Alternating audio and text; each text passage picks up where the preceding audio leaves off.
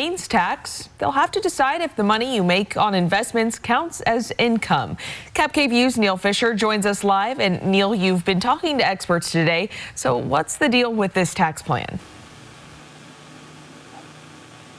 That's right. I spoke with George Seacott today from the Seacott law firm, and he told me that this plan lumps capital gains into three categories: intangible, real estate, and tangible. Seacott told me that the intangible things like stocks and bonds, real estate refers to, for example, if a business moves to a different location, they would have to pay if there's a real estate growth in that old location. And tangible refers to property like boats and cars. Seacott believes this will impact many people in our community.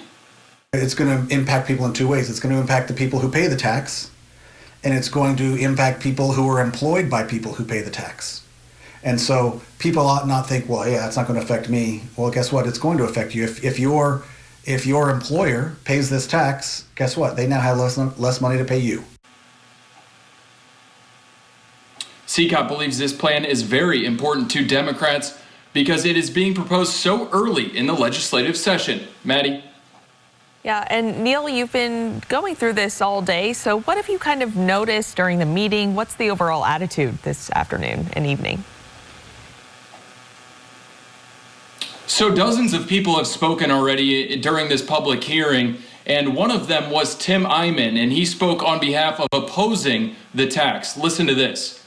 Voters understand that once this Pandora's box is opened and an income tax is imposed on some of us, it will quickly morph into an income tax on all of us. I mean, why should you be imposing taxes on taxes that voters have already said no to? And besides that, until we get our $30 tabs, don't even think about imposing higher taxes.